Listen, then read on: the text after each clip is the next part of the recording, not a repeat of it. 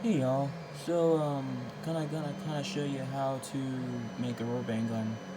For those who have a mini mill with limited space, um, gonna show you here how you can take basically a four 4 by 6 inch cutting area, 4 by 6 inch cutting area. You heard me right, and still be able to make something from it. So as you can see, like right here, for example, this what looks like the shape of a gun. This is right here is gonna make up a complete rubber band gun. It's 4 pieces. It's gonna be about a ½ inch thick. This oval is where your finger would go. But as you can see right here, you can kind of get the idea. It's a two-part piece. I make this whole piece right here, and then I make this whole piece right here, and then I combine them. I'm currently cutting out my last piece right now, but just to show you some of the pieces I made. Um, this is 1/8 inch plywood, and no, this is not burnt. It'll focus. You can still see the grains of the different plies in there. There's three plies in it. This is Baltic birch. As you can see right here, I have another piece. The other half of this one right here is being made right now. That's the one being currently made. I'll show you in a second. And then I have the other two halves being made. And you'll notice that it's the same piece. You're like, gee whiz, why you got 4 different ones? Why don't you just have 2? You know, but if you're layering it to make it as strong as possible, yeah, I would highly suggest you doing this. Why am I doing this? Well, one, it'll allow me to cut the whole gun on my machine. It takes longer as you're adding extra vector lines to be able to make this right here happen. So, back again, I keep getting sidetracked, apologize. The purpose for this being staggered and not in the same area and just duplicating it is because, so here, just pretend I have that down. Now, it's 4 pieces. Now this is the opposite one, this is actually the wrong one. As you can see how it pretty much lines up with the other one, it makes it weaker. If you can just pretend this one is this, I'm stacking it. Well, guess what? Where this seam is and this seam is completely different. You're gluing these together, making it layers. And then you would come back with the other one, pretending again that this one is this. You got coming back, and look, now you got 3 different layers, and they're not matching up. And then the other one, which is currently being made, is, you get the idea. These 2 with the barrel symbol is gonna be in the middle, and then you're gonna have these 2 on both sides, so you can kind of get an idea. It looks more like a pistol, if you get what I'm saying. It's just a little design I made up. I saw some photos online of very simple guns. Here, this right here is only 3 thick if I do it like this, and trying to do the best I can, but as you can kind of see, it makes it look more like a gun. It kind of gives it a little more 3-dimensional look. Now, like I said, I have one more being added to it, and then I'll be gluing these all together. And now I'm going to show you the piece it's currently cutting out the part. Now my program, I'm realizing I got a lot of bugs, so it's bouncing around a lot more than it's supposed to, which is prolonging the runtime as it's having to travel across the working area. I'm still learning. Still learning my programming skills. I'm extremely new to this, but I figured for those out there who, like me, are wondering, well, what is the cut condition? What conditions do I need, at least a starting point, to be able to cut 1/8 inch plywood? You're gonna have to use soft plywood. I'm just gonna say that right now. You can get some from Hobby Lobby. That is gonna vary, a lot. They don't exactly micromanage that. Make sure you have good quality. Now, I would, if you want just wood, I would suggest you can get their their basswood. It's you can get a sheet of it for like $10, 1/8 inch, or you can do 16th, because 16th basswood you can cut in 2 passes. I haven't tried this 1/8 inch basswood yet, but I imagine it probably but 5 passes to cut completely through. So right here, I'm gonna show you the gun whenever it's all put together. Stay tuned.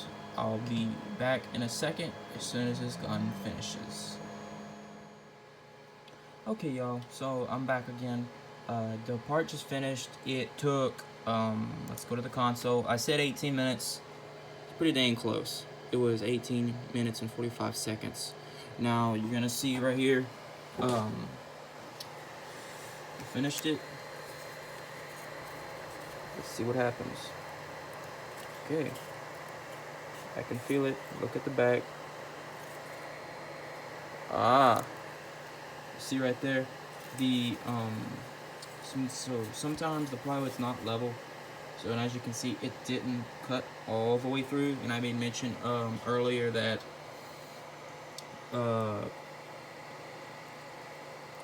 you may have to add an additional pass, and that you just have to cut it out.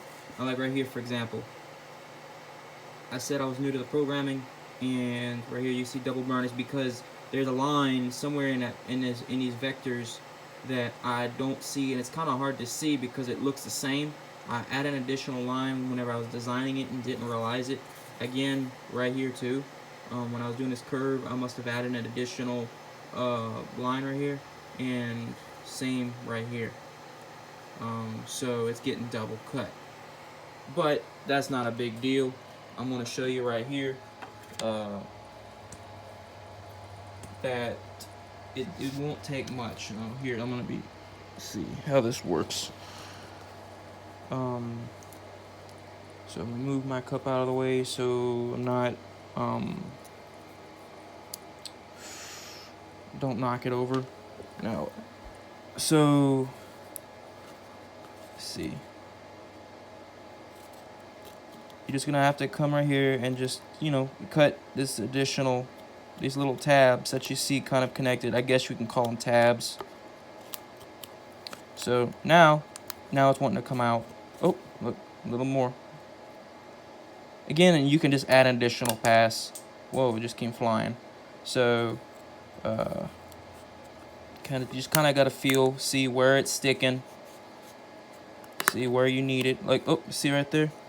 See how it's got that? If you don't want that, you may want to add an additional pass. Another thing I forgot to mention, and I didn't realize I had on all these programs because I had it originally whenever they were all together, but whenever I separated them in a separate file to be able to run them all off a current position, I failed to do the offset for the Z.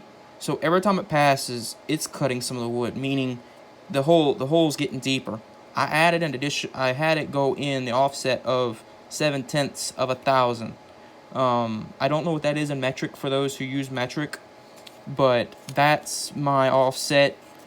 You have to go and get a calculator to do that, as I'm unable to at the moment. You can get an app online in the App Store if you don't have one already. Okay, so since this is pretty much a junk piece, you can't save it. I'm just gonna snap it off right here. Typically, I like to save my pieces because if you get a good drop off like this, for example, I hope I've been showing it this whole time. This piece right here is good, so naturally you don't want to waste it. You could easily do the little other halves of this gun in that work area. Oh, dang it, I didn't realize it. Sorry, y'all. Just adding additional passes would probably help fix this, but like I said earlier, the huge part of the reason why I didn't cut all the way through right here is, one, the wood may be slightly thicker or it was slightly warped, meaning it's not going to have a flat surface. That's the bad thing about 1/8 inch plywood. Now, like I said, the offsets will help counter some of this, and I failed to do it on this one. I forgot to do it, so that's part of the reason why I'm struggling now. Okay, so now I got this. Yeah, it's almost all the way cut through, that offset, and then I think this piece was a little on the warp side, was the two major factors for why I didn't finish it.